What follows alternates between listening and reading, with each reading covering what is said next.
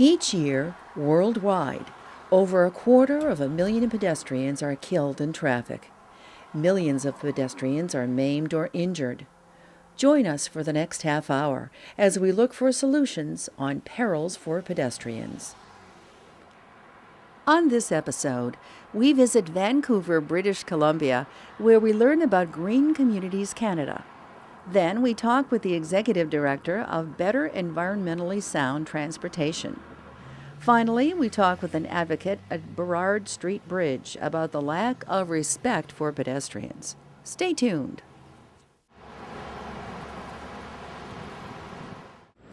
We're in Vancouver, British Columbia, talking with Jackie Kennedy with Green Communities Canada. What is Green Communities Canada?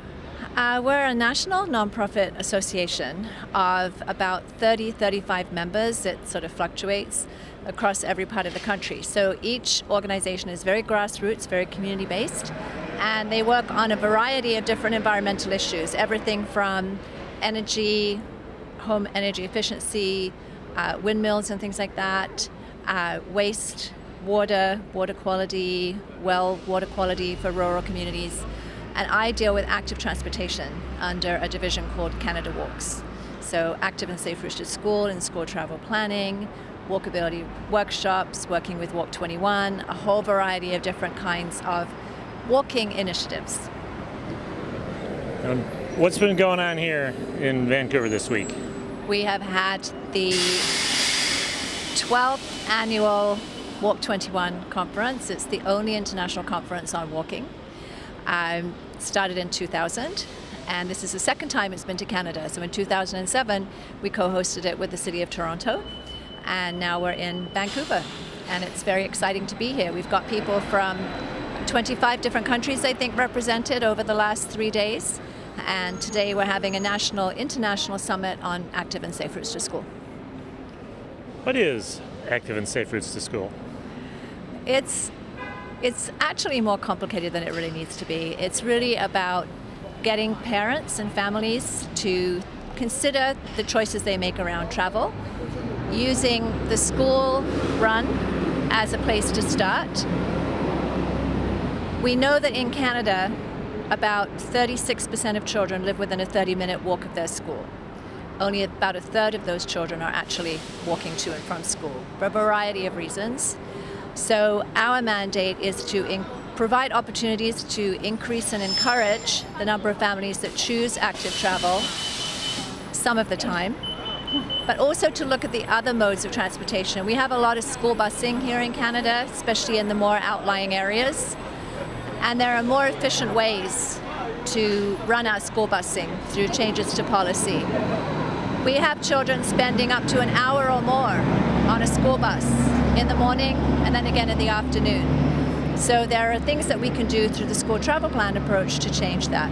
So active and safe route to school is exactly what it says. It's about increasing physical activity, dealing with children's childhood obesity, and looking at the safety issues, the traffic safety issues, and the perception of personal safety that parents have, all wrapped into one nice package. Now, when I grew up, I thought walking to school was how you got to school. Yeah. What's happened over the years? What are the challenges you faced to get it so people think that walking to school is the normal way to do things again? Yeah, John, I think that's a really good point. We all used to walk to school, and we walked unaccompanied by adults, and that's another significant change, because today parents don't want their children walking alone or cycling alone. There are many reasons for that. We have more families with both parents in the workforce, so there's a morning rush, and getting the kids to and from school becomes a bit of a hassle. Parents are going on to somewhere else, onto their jobs or whatever. We have a lot of single parent families today, so again, they're dealing with the family and being the only breadwinner. We have schools of choice, which is something that's fairly new, I think, over the last decade, where families, and this is particularly true in some parts of Canada and in places like the UK, where a family can actually choose that they want to send their child to French immersion school, an art school, schools that have a specialty, but they're not located within the community. They're on the other side of town, so the parents have to drive them. And then there's the siting of schools, moving schools from the community, closing them down, and building on the edges of communities, building big box schools, if you will, which is not conducive to community or active transportation. So we've got a bunch of different things that have happened, and we really need to take a step back and say, is this sustainable, and is this the way of the future based on obesity levels of children? Research is now showing that a lot of today's children won't live as long as their parents. Those are pretty scary statistics. So those are the many reasons. It is complicated. It shouldn't be complicated. One thing I forgot to mention was the perception of safety. Statistics show us that personal safety, abductions, those kinds of things, aren't happening any more frequently than they were 20, 30, 40 years ago. What's changed is media exposure to these things. So if a child is kidnapped in a small rural town in Ontario, by the time the 6 o'clock news comes around, it is plastered everywhere, all around the world. They never follow up with those stories and tell you what actually happened to that child, because most of them are actually situations that involve people that the children knew. And it's that paranoia, that state of fear that the media is spreading, that makes parents feel, oh my God, it's not safe out there. There's, stranger danger. And so what we're trying to say is that strangers are good. We need to get more people out on the streets. The more people on the street, the more safe it is, and the less likelihood there are for children to be abducted or whatever. The flip side of that is that because parents are so paranoid about safety, then they choose to drive them. And what those parents are actually doing is creating an incredibly unsafe situation on those those routes to school and at the school gate. So we've all seen the stories and seen the pictures of all the cars lined up in the morning and in the afternoon. And that is probably the most dangerous part of a child's journey.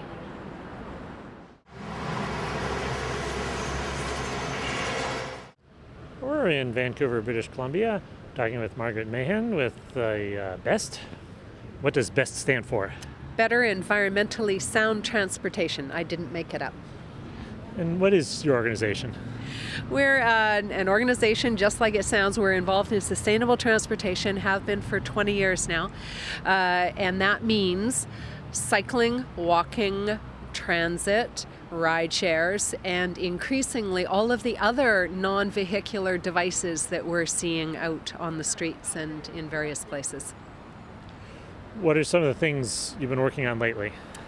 Lately, we have made a bit of a shift from emphasis on cycling and are working much more involved in seniors transportation solutions, of which there are a whole bunch and a lot of needs.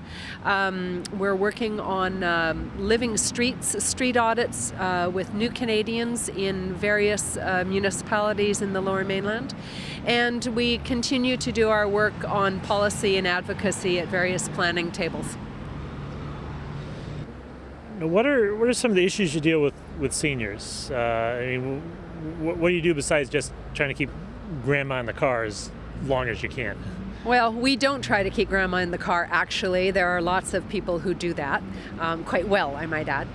We're involved with the British Columbia Automobile Association Road Safety Foundation in trying to design driving cessation programs and education to help people plan for the day when in fact they do need to stop driving, because that day arrives for many people. One of the things that's really key in this and that relates to being a pedestrian is that the data indicates that most people stop walking before they stop driving, and that's a problem in the post-driving life if they are no longer able to be mobile on their own 2 feet. And so we're designing education, planning, and then kind of rehabilitation into walking and use of adult tricycles and other modes that help fill the gaps in their lives that requires several modes in order to make up a car, basically. So it's not just when someone gets to 80 they need to worry about this, but someone maybe in their 60s or even their 50s maybe should be looking forward to. Could be. There's the data has moved from being ageist, in fact, to be looking for ways to identify people who are cognitively or medically impaired. And that, of course, can happen at any age. It tends to be in older people, but a good example is people with severe diabetes who may not be well treated. We're seeing increasing numbers of people with that condition at earlier ages, and they can be extremely dangerous behind the wheel. But in terms of preparing for alternatives, you're saying though that you shouldn't wait till you need the alternatives to figure out how to use them and get yourself in physical shape so that you can use them. Yeah, absolutely. I mean, we're facing something in North America in particular that we haven't faced before, because we've got the first generation of people who have grown up in a completely car-dependent culture who are now aging out. All right, and so we need responses that allow those people to embark on a new phase of life with tools that they really haven't had to think about before, and so we're all trying to learn how to do that. And another thing you're working on, the New Canadians. What have you been doing there? Well, we had a project in a municipality called Surrey, which is the fastest growing municipality in BC and soon to be the largest. It's going to surpass Vancouver probably next year if it hasn't already. Which has a very high proportion of people who are new immigrants and new Canadians.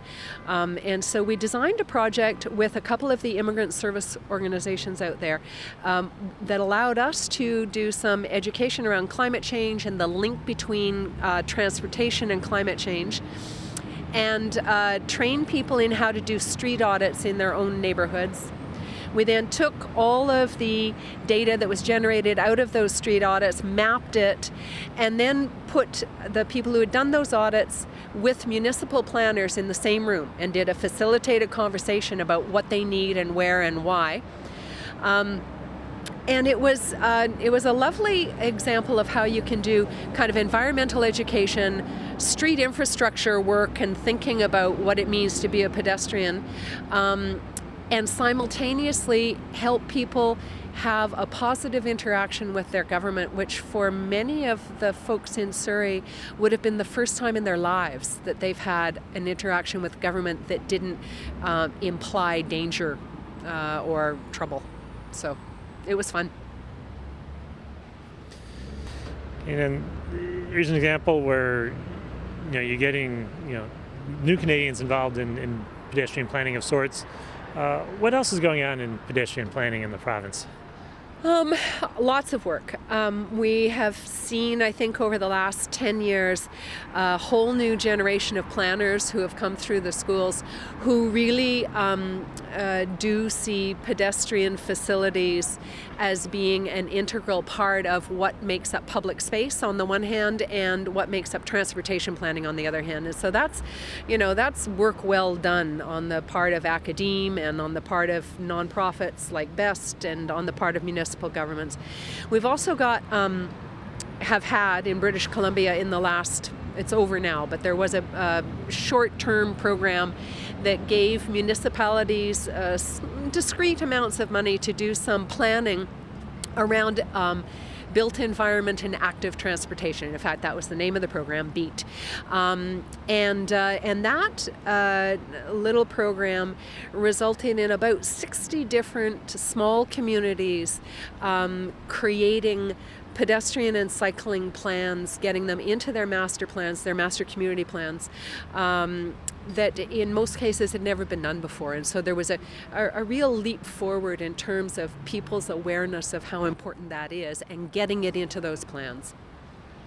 And Vancouver, or third largest metro area in Canada, you get out into some of those smaller areas, how would their issues differ from the big city? Well, one of the ways that they differ is that most of British Columbia really is extremely rural, and one of the ways to know that that is so is that most of them have a 2-lane provincial highway that forms the main street going right through them, okay? And so the impact of that in this province is that the provincial government, which controls provincial highways, therefore controls the major arterial road that is in these small communities. And that has traditionally meant that provincial objectives around transportation, which are trucks moving fast from one point to another through many small points, has been the objective.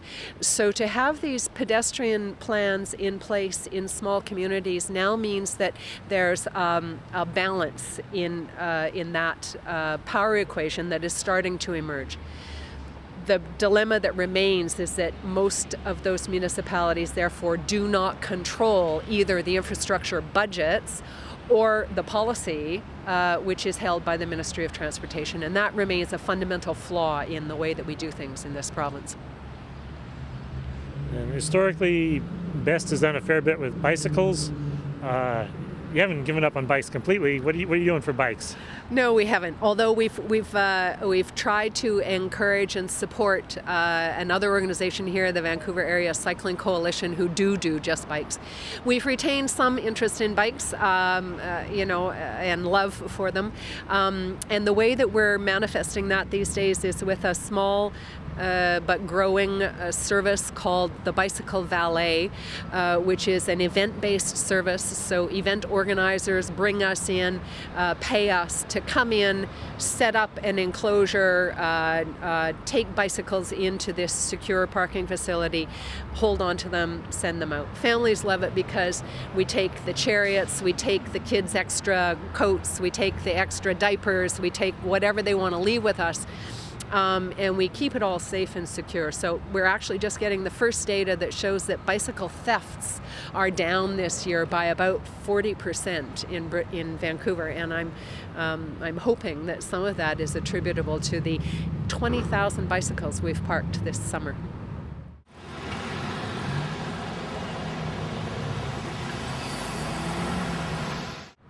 We're in Vancouver, British Columbia, talking with Bev Valentine.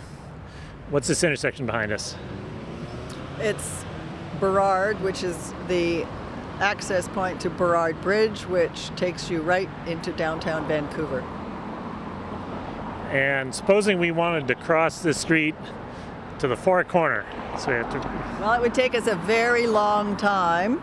It would take 6 minutes because you have to cross against not 1, not 2, not 3, not 4, but 5 lanes of traffic. So pedestrians need to cross at 5 lights in order to go from one side of the bridge to the other. And that was because they put in 2 left turn bays to accommodate drivers, which for the first 3 years, literally, that those left turn bays were put in there, nobody noticed. They were not used. The left turn bays were also put in directly against the recommendations of the 1997 Transportation Plan. So what's the thinking that's going on when left turn lanes get put in, even though they're against the plan? Drivers are richer, drivers vote, drivers contribute to the economy, and pedestrians just sort of shuffle along. They're bag people, they're homeless, they're unemployed. They don't count for very much. And they don't vote. But we do, and we're voting a lot more now. And we're having somewhat of an impact, but we're still not making a difference, because in this particular bridge, we fought, and I helped do the fight, we fought for 20 years to get a bike lane on this bridge because it was just too crowded for bikes and pedestrians to be on the sidewalks on both sides of the bridge. And of course, the other thing that nobody wants to admit, drivers particularly, is that there's enormous overcapacity for drivers on this bridge. We have 2 other bridges that cross the same stretch of water, which have even more overcapacity. So there's absolutely no shortage of space for drivers to get to where they're going fast. But what happened when the lanes were reallocated and we put a bike lane on was they decided, well, there's only 1 lane that's going to bikes because we can't take any more lanes away from drivers.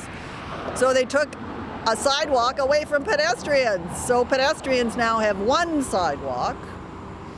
And it's simply not enough for pedestrians to go both directions on 1 sidewalk, not to mention the fact that on the sidewalk you're prohibited from, you somehow have to get to the other side, which at the south end takes a very long time. And for that matter, at the north end, it probably takes 4 minutes to get across at the north end. So someone at that far corner that wants to cross the bridge that has no interest in this side still has to spend the 6 minutes coming over to this side because they can't cross on that side. That's absolutely right. And given that it only takes 9 minutes to walk across the bridge in the first place, and if you're slow it only takes 11, you've added 6 or 7 minutes to your trip, which doesn't seem to be quite right when it comes to pedestrians. If in this city pedestrians are supposed to have priority as public policy states, and they keep repeating it. What does the public policy say? Public policy says that pedestrians, cyclists, transit users, goods movement, and drivers, in that order. The only problem with that is pedestrians and cyclists go first and second only if drivers are not inconvenienced. And believe me, drivers get inconvenienced and bothered a lot about having pedestrians and cyclists in what they consider to be their space. The issue of exclusivity is an enormous problem in this city.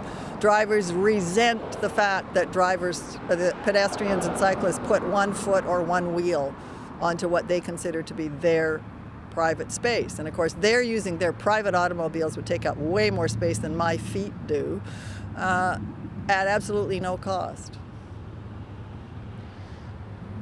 Then when you're looking at how pedestrians interact with the traffic environment, you have infrastructure, you have enforcement, you have the driving culture, driver attitudes. Where do all those fall in this process? Well,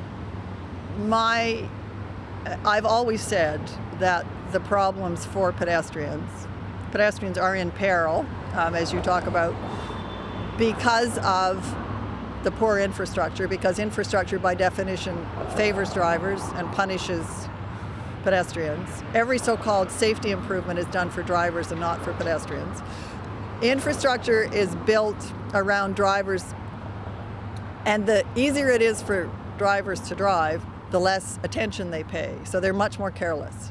Because if the road system and the infrastructure favors them getting from point A to point B very quickly, then they don't need to pay attention.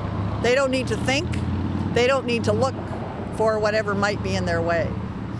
And the other problem is driver attitude. Drivers have an enormous level of entitlement. They think they're bigger. It's called the bully syndrome. They think they're bigger and that they can do serious damage to a pedestrian, so you better stay out of my way. So don't even try to take my space or to cross a road. Even if you have a light, even if you have a crosswalk, even if you're at an intersection. Don't try it, because I'll get you. And the third, and of course, then we also have the attitude of politicians. There's no political will to make any changes at all, because as I said before, politicians do believe that drivers for some reason vote. And there's no data to support that. The drivers vote more than pedestrians. They seem to think that they contribute to the economy more. They don't, and there's data to support that they don't. In fact, they suck from the economy. They take far more out of the economy than they ever put into it.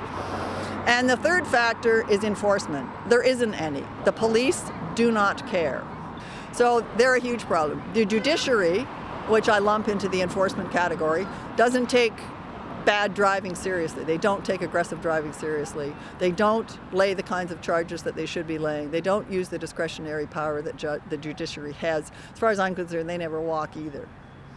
So when you have those three things against you, things are not going very well.